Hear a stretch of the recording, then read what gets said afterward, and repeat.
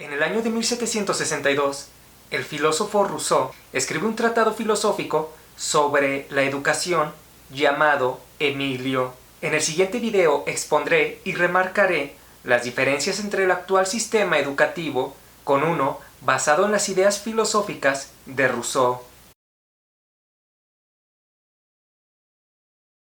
Si definimos educación como aquello que nos provee de las herramientas suficientes y necesarias para afrontar la vida, entonces, para Rousseau, existen dos tipos de educación. Uno, la educación para afrontar la vida como individuos, y dos, la educación para afrontar la vida como ciudadanos. Con base a ello, imaginemos que tienes a un niño pequeño frente de ti. Tienes dos opciones: educarlo para que sea un individuo o educarlo para que sea un ciudadano. Por ejemplo, si tú decides educarlo para que sea un ciudadano, será entonces parte de un todo, un engranaje de una máquina llamada sociedad. Supongamos que dicha sociedad o nación está en guerra. Al educar a tu hijo como ciudadano, vas a estar muy orgulloso de él si va a la guerra para defender la patria. O si dicha nación está en paz, vas a estar muy orgulloso de tu hijo si consigue trabajo en una empresa o una industria, y muy seguramente tu orgullo será tanto mayor sea el salario que tu hijo perciba como trabajador. En fin, lo que busca este tipo de educación es que tú seas parte de un colectivo, un engranaje de una máquina. Es decir, esta educación es la que te enseña a ser un ciudadano. Es esta educación la que te imparte el Estado, el que se imparte con las escuelas. Ahora, a Rousseau no le interesa este tipo de educación. A Rousseau le interesa formar individuos que sean valiosos en sí mismos, no que sean valiosos en función de ser soldados, políticos, policías, médicos, sacerdotes, obreros, ingenieros, etc. Ser valioso como individuo, ser valioso en sí mismo, es muy diferente a ser valioso con base a una función específica en la sociedad. A Rousseau entonces no le interesa ese tipo de educación que hace que la vida de una persona esté basada en una función específica en la sociedad. Lo que la pedagogía de Rousseau quiere enseñar es enseñar a vivir como individuo, es decir, vivir de manera libre. Por su parte, el ciudadano es un esclavo de las instituciones. Casi inmediatamente después de nacer, se le busca una guardería para que sea cuidado. Después, dichos niños pasarán décadas en colegios, escuelas y universidades para finalizar de adulto en alguna institución laboral donde deberá ejercer un servicio específico a lo largo de otras décadas más hasta envejecer. Ahora bien, desde temprana edad, al niño que está siendo educado como ciudadano, se le llena la cabeza de información, se busca sobresaturarle su memoria, incluso de información que ni siquiera entiende. Se le enseña de todo, menos a que aprenda a conocerse a sí mismo. Para lograr que el niño aprenda a conocerse, debes dejar que descubra cosas, que experimente, en lugar de darle información para que la memorice y que muchas veces ni siquiera comprende. Por ello, los mejores salones de clase deben ser los de campo abierto, los jardines, los parques, las praderas y los campos. Dejarlo que corra, que brinque, que se ensucie, que persiga animales pequeños. Dejarlo que caiga y aprenda a levantarse por sí mismo. Debes dejar que el pequeño conozca sus habilidades, sus límites.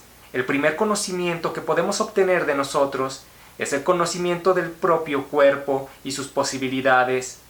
Rousseau está de acuerdo con Platón cuando éste dice que hay que educar a los niños en fiestas, juegos, canciones y pasatiempos. Por el contrario, la peor educación es la que se imparte en lugares cerrados, como en salones donde el niño permanece sentado, estático, repitiendo palabras e información que no entiende, pues este niño no está aprendiendo a conocerse a sí mismo, solo está memorizando información. Por cierto, es en los lugares cerrados, como en los salones de clase, donde los olores y los humores se acumulan, lo que produce sopor y adormecimiento en los niños. Por el contrario, los niños necesitan de aire libre. Este les brindará vitalidad para que jueguen con energía. Dice Rousseau, el único hábito que debe de tener un niño es no tener ninguno. El niño no debe de tener rutinas. Preparad en amplitud el reino de su libertad y el empleo de sus fuerzas, dejando que su cuerpo obre de manera natural, situándolo en estado de ser dueño de sí mismo.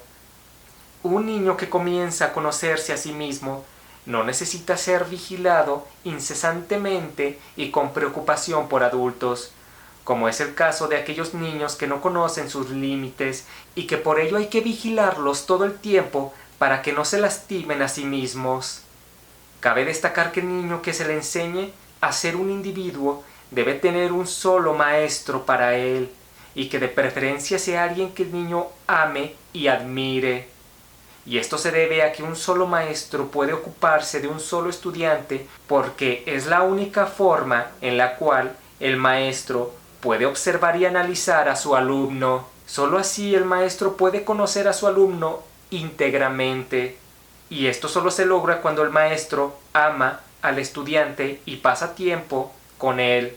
Por ello, los padres o los abuelos, por poner unos ejemplos, son buenas opciones para que uno de ellos sea el maestro que enseñará al niño a ser un individuo.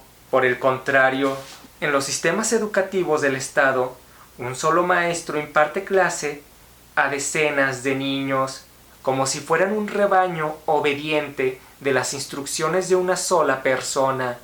Y se hace esto para que en un futuro una decena de adultos, como rebaño, también obedezcan a un solo sujeto llamado patrón o jefe.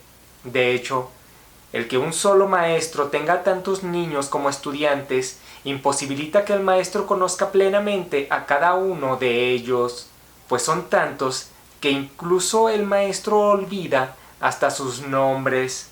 Todo esto aunado a que cada año a los niños se les cambia de maestro, es decir, si el maestro había construido un lazo de cariño con algunos de sus alumnos o con su salón de clase, este lazo se elimina al año siguiente, ya que el grupo pasa a otro salón de clase con otro maestro, y eso ocurre año tras año.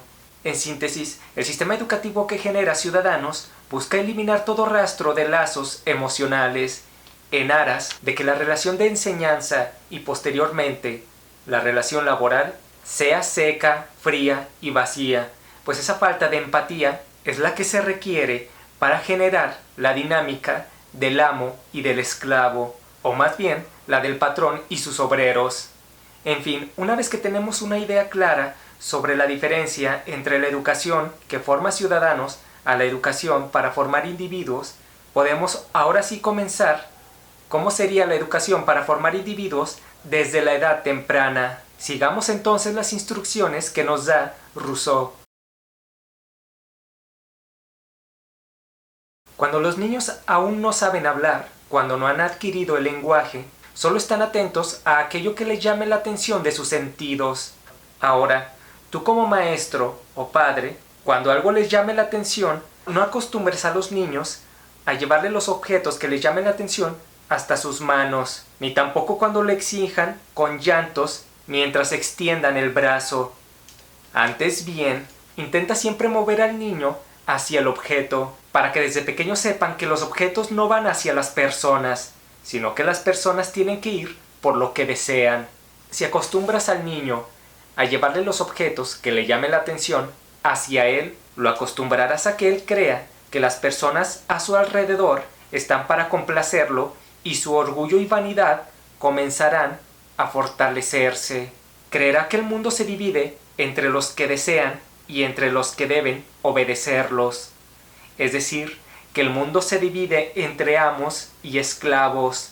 Y recuerda, el sistema educativo del Estado se encargará de hacerle ver que él conforma la parte que debe obedecer. En fin, procura siempre acercarlo hacia los objetos que le llamen su atención, en dado caso que no sepa caminar. Pero si puede caminar, motívale a que él se encamine hacia los objetos. Enséñale a que si él desea algo, siempre le va a costar, aunque sea un mínimo de esfuerzo. Acostúmbralo entonces a que luche por lo que quiere. Es cierto que si permites que el pequeño desenvuelva sus movimientos limitados, fallará en muchas ocasiones. Y por ejemplo, en algunas se va a caer. Cuando esto pase, deja que se levante en lugar de reaccionar asustado, en lugar de que exageres, pues esto suele incentivar al niño a incrementar su llanto. Deja que el niño reaccione naturalmente a la caída y se recupere por sí solo. Más aún, que se percate que llorar no sirve de nada. Los niños que lloran de manera desproporcionada lo hacen porque obtienen una ganancia cuando los adultos exagerados corren a atenderlo y a mimarlo. El llanto en estos niños ya no es una reacción a un golpe, sino una forma de obstinación y costumbre con la cual obtienen atención.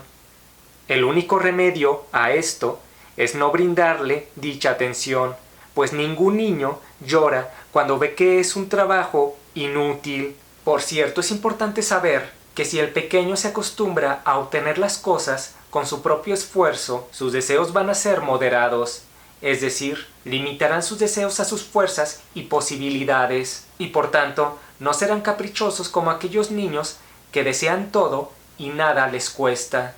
Por último, cuando los infantes aún no adquieren el lenguaje, no entenderán lo que les digas, lo que hace que muchos padres se desesperen y apresuren al niño a hablar. Por el contrario, debes dejar que el niño adquiera el lenguaje a su ritmo. Si lo apresuras, es probable que se acostumbre a hablar antes de pensar las cosas. Sé paciente, deja que su pensamiento se desarrolle para que después adquiera palabras con las cuales expresar dichos pensamientos y no al revés. Por cierto, aunque los niños que no han aprendido el lenguaje no entiendan lo que les digas, sí entienden el acento que usas al decirlo. Comunícate con el niño con base en los acentos y no con base en los significados. La segunda etapa de la educación comienza cuando el infante ya ha adquirido el lenguaje. Naturalmente, cuando los niños comienzan a hablar, lloran menos, pues ya pueden manifestar sus molestias. Su mente se desarrolla conforme adquieren palabras y significados, pues como diría Wittgenstein, los límites de mi lenguaje son los límites de mi mundo. Cabe mencionar por otra parte que cuando los niños adquieren el lenguaje comienzan a hacer muchas preguntas. Nunca te cohibas en responderle con la verdad. Si el niño hace una pregunta es porque tiene la edad de saber la respuesta, pues como dice Rousseau, si vuestro alumno no aprende nada de vosotros, seguramente lo aprenderá de los demás. Si no prevenís el error mediante la verdad, él aprenderá mentiras. Y dichas mentiras pueden corromperlo. Al niño comienzan a gustarle las historias mágicas, los cuentos, los dibujos animados, etc. Sin embargo, no debes abrumar al niño con historias supersticiosas, como el coco, el diablo o el infierno. No le des motivos de que le tema a su propia imaginación. Logra que su imaginación, en lugar de aterrorizarlo con historias macabras, la emplee para ser ingenioso. Recuerda, a veces los males imaginarios son peores que los males reales, porque los males imaginarios pueden inhibirlos, hacerlos asustadizos y supersticiosos. No lo eduques a sí mismo con tus supersticiones. Deja que el niño, cuando tenga la edad de raciocinio suficiente, elija su propia religión o su propia ideología. De lo contrario, él crecerá con un dogma que no es capaz de cuestionar. Y eso, a todas luces, lo hará un supersticioso. Regresando al tema de la imaginación, encáusalo a que la use para cuestiones reales, porque tanto mejor será ese niño para resolver problemas. Por el contrario, si se acostumbra a usar su imaginación para desear una infinidad de cosas, entonces nunca encontrará satisfacción ni será dichoso. Esto se debe a que la imaginación no tiene límites, y si usa su imaginación para desear, tampoco sus deseos los tendrán. Por ello, dice Rousseau, Si tus deseos superan a tus fuerzas, no importa si eres un rey o un dios, eres débil. Que la imaginación sea un estímulo para el ingenio y no para los deseos. Solo la persona que se conoce a sí misma es la que puede ser verdaderamente libre, pues conoce sus capacidades. Por el contrario, la persona que no se conoce tiene miedo a fracasar, pues no conoce sus capacidades y el desconocimiento de sí mismo son sus cadenas, lo que generará a la postre hombres y mujeres que no conocen sus capacidades y serán temerosos para emprender. Preferirán que se les diga qué hacer, que se les ordene. No se arriesgarán a crear sus propias iniciativas privadas.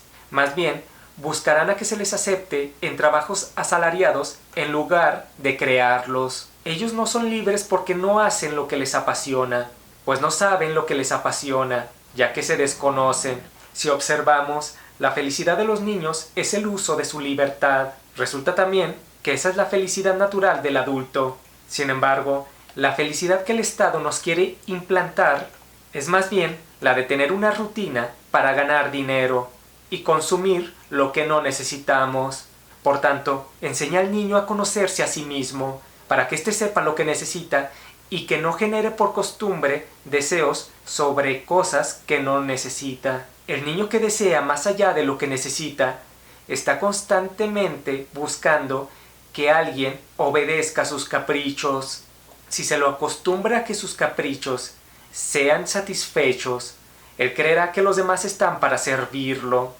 Se creerá dueño de los demás y cuando alguien se oponga a sus caprichos, el niño lo considerará como un acto de rebelión y entonces gritará, llorará y pateará exageradamente. Dice Rousseau, si estas ideas de dominio y de tiranía les hacen miserables desde su infancia, ¿qué será cuando crezcan y cuando sus relaciones con los demás hombres comiencen a extenderse y a multiplicarse? Acostumbrados a ver a todo el mundo doblegarse ante ellos, qué sorpresa cuando al entrar en el mundo sientan que todo se les resiste y se encuentren aplastados con el peso de este universo que ellos pensaban mover a su gusto. Sus aires insolentes, su pueril vanidad, no les acarrearán sino mortificaciones, desdenes, burlas. Ellos beberán las afrentas como agua. Crueles pruebas no tardarán en enseñarles que ellos no conocían ni su estado ni sus fuerzas. No pudiéndolo todo, creen no poder nada. Tantos obstáculos inacostumbrados les exasperan, tantos desprecios les envilecen, y se convierten en cobardes, medrosos, serviles, y decaen tanto debajo de sí mismos como se habían elevado encima de los demás. Por cierto, de todas las facultades del ser humano, la razón es la que se desarrolla más tarde y difícilmente. Las escuelas, sin tener en cuenta esto, pretenden que los niños desarrollen la razón de manera prematura. No se les permite ser niños. No se les permite que desarrollen sus cualidades motrices o emocionales. La educación del Estado pretende comenzar con el final, en lugar de desarrollar las cualidades iniciales y que los niños, por naturaleza, desean desarrollar. Por tanto, este tipo de educación del Estado los oprime, así como se les reprime al obligarlos a que se aprendan información que ni entienden ni les interesa. ¿Qué deriva de todo esto? Dice Rousseau, primeramente, que imponiéndoles un deber o tareas que ellos no sienten, les indisponéis contra vuestra tiranía y los desviáis de sentir amor hacia vosotros. No deis a vuestro alumno ninguna especie de lección verbal. Él no debe recibir sino la de la experiencia. El niño aprende tanto mejor con la experiencia que sentado en un pupitre, escuchando pasivamente los monólogos de un maestro. Darle al niño tareas o que se aprenda lecciones de libros de manera prematura, lo único que se logra es que el niño vea desagradable todo eso. Solo se le está molestando en realidad. El niño desacredita anticipadamente todas esas lecciones e información de los libros, pues su espíritu aún no se halla en estado de comprenderlos. Permite que el niño se eduque fortaleciendo y ejercitando su cuerpo, sus órganos, sus sentidos, sus fuerzas, y mantén su mente despreocupada de tareas o de lecciones teóricas que no le interesan ni las entiende. Os ruego que observéis cómo la sociedad cree que llenando el cerebro de los niños de palabras que no tienen ningún sentido para su comprensión, se piensa que se les está dejando bien instruidos. En esta edad, los niños quieren crear, imitar, producir, gritar, moverse, correr, ser activos. La mejor educación es la que tiene esto en cuenta. Por ello, jóvenes maestros, yo os ruego que meditéis en este ejemplo y que os acordéis de que en cualquier cuestión vuestras lecciones deben basarse más en acciones que en discursos, pues los niños olvidan fácilmente lo que ellos dicen y lo que se les dice, pero no lo que ellos hacen y aquello que se les hace.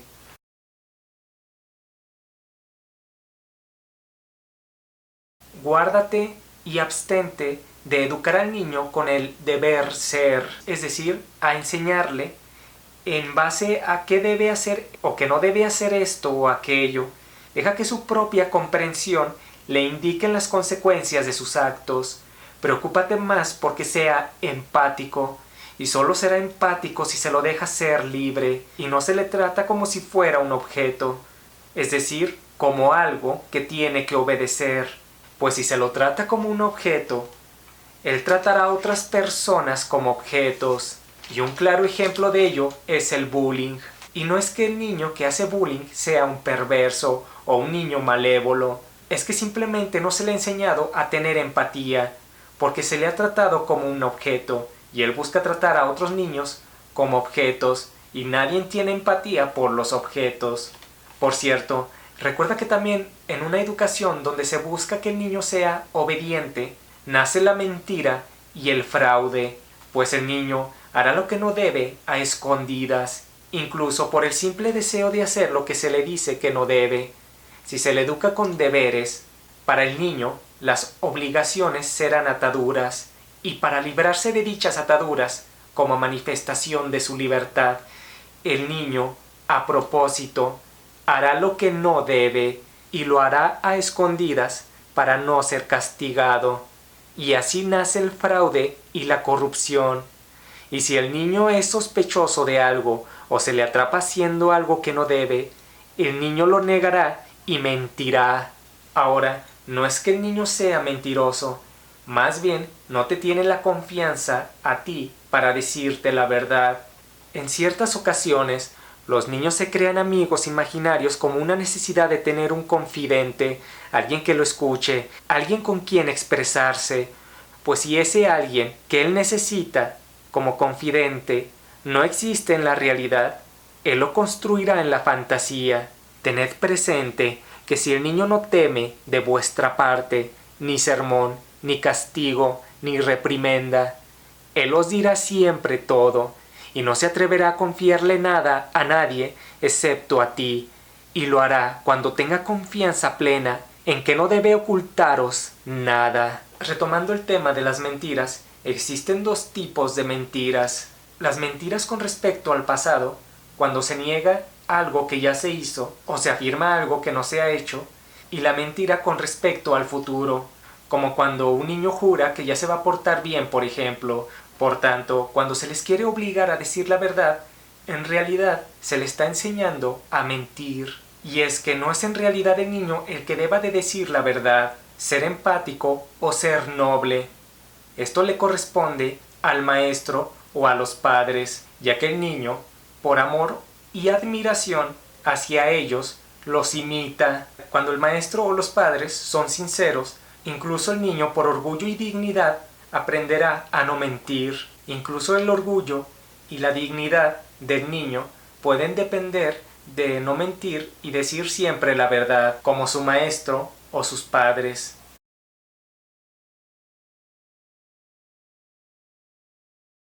Por cierto, si somos observadores, nos percataremos que el niño tiene una memoria y un razonamiento muy agudos, pero solo con las cosas que le interesan. Pongo unos ejemplos. Hay niños que les encantan series de televisión o de películas, o de historietas o de videojuegos. Esos niños conocen una grandísima cantidad de información, de dichas historias. Los niños te podrían mencionar los nombres de todos los personajes de las series que les gustan, sus poderes, sus técnicas, sus ataques, quién ha derrotado a quién, qué ocurrió en determinado episodio. Es decir, te pueden describir la línea del tiempo de los acontecimientos de su serie favorita, etc. La información que un niño de 8 o 10 años maneja con respecto a sus series favoritas, sin problema podrían rivalizar con la información que un universitario maneja con respecto a sus materias de estudio. Aquí la clave está de que el niño puede ser un genio para memorizar, razonar o reflexionar información solamente que ésta refiera a aquello que le apasiona.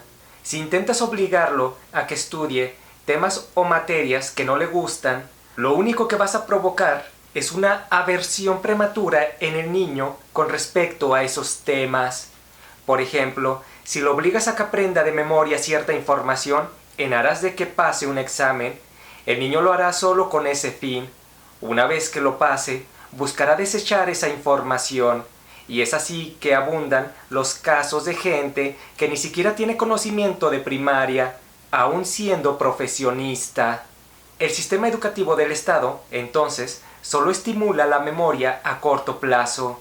Aquí, el niño aprende para olvidar. Como al niño se le obligó a aprender algo que no le gustaba, lo desechará de manera natural, como si se quitara un peso de encima. Por tanto, tú solo permite que el niño se apasione. No importa si es con un videojuego, una caricatura o unos cómics, o todo lo anterior.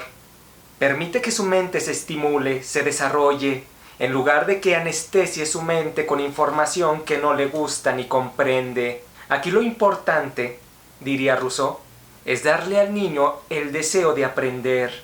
No importa lo que sea, lo que importa es que mantenga ese deseo constante. La sociedad cree que dándole una rutina al niño es como debe de educársele. El niño se despierta a muy temprana hora, casi sigue dormido y somnoliento, y una vez en la escuela debe de estar atento a hacer lo que la autoridad le exija. Si observamos, este tipo de niño parece más un autómata. La costumbre y el hábito sustituyen su inteligencia y su ingenio. Si al niño siempre se le dice qué hacer, ¿para qué queréis que piense si todo lo pensáis por él?, se cuestiona Rousseau. Por el contrario, un niño que se apasiona por algo, él solo busca conocer más. No espera que tú le indiques que lo haga, a diferencia del niño que estudia en escuelas del Estado, donde espera a que le digan qué hacer. El niño que fue educado como ciudadano buscará, una vez siendo adulto, que haya alguien que le diga qué hacer, mientras el niño que aprendió sobre lo que le apasionaba será un emprendedor de su propia creatividad, de su propia pasión. Ya habíamos dicho anteriormente de que el sistema educativo del Estado busca la uniformidad, busca crear colectivos, y esto, entre otras cosas, se ve muy reflejado en el uso de uniformes escolares, pues como sus nombres lo indican, los uniformes simbolizan la uniformidad en los alumnos, es decir, estos no pueden llevar la ropa que más cómoda se les haga. Además, los niños deben tener el pelo corto. Lo que se pretende es borrar todo rastro de individualidad. Y recuerda, si quieres lograr que un estudiante saque el máximo provecho de sus capacidades, debes tener en cuenta sí o sí su individualidad. Por cierto, Rousseau dice que para lo que nosotros, los adultos, debe ser el razonar, para los niños debe ser el ver. ¿Qué quiere decir con esto Rousseau? Que para los niños la razón no es lo primordial. Para los niños las formas, los colores, lo llamativo, es para ellos lo que capta su atención, mucho más que las ideas, las reflexiones o los argumentos. En esta edad, eduquémoslo con base en lo vistoso, no en lo racional. En lugar de intentar que el niño se memorice contenido teórico, mejor sería estimular su creatividad, que a esta edad exige ser satisfecha. Y qué mejor que las artes en general para hacerlo. Ya hemos dicho que los infantes en esa edad son pura actividad física, por tanto su educación tiene que estar basada en la actividad física. Pues bien, la niñez está basada en la pura creatividad. Un niño educado como hasta aquí hemos descrito, es decir, un niño educado para ser un individuo, no se le obliga a memorizar nada. Él aprende lo que le llama la atención, tampoco tiene rutinas, por ello no espera órdenes o no espera que se le diga qué hacer. Él lo decide por su propia iniciativa e inclinación. Al no tener rutinas, vive en el presente. Lo que hizo ayer no influye en lo que hace hoy. Las personas que se entregan a la rutina y a la cotidianidad son personas perezosas y faltas de iniciativa y voluntad, pues se hace más fácilmente lo que se hace día con día. La rutina va poco a poco eliminando el ingenio.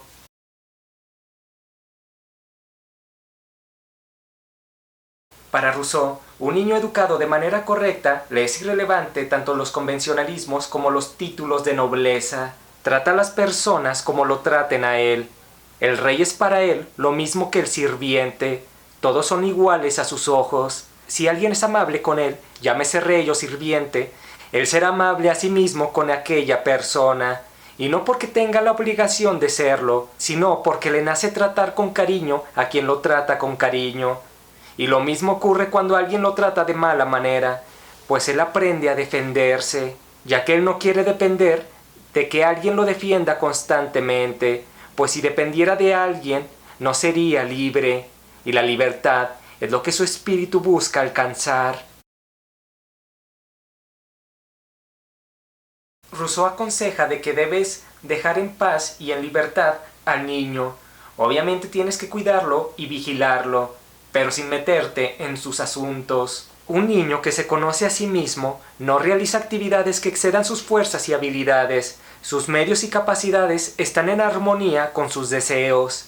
Por el contrario, un niño que desea más allá de sus capacidades hace berrinche para que los adultos le cumplan sus deseos.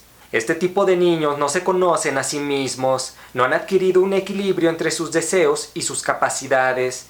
Y precisamente, la educación de equilibrar los deseos con las capacidades es clave en la pubertad. Pero ese será tema para otro video. Hasta aquí, acabamos entonces con la educación de la infancia y la niñez. En la segunda parte veremos la educación de la pubertad y sobre todo de la juventud.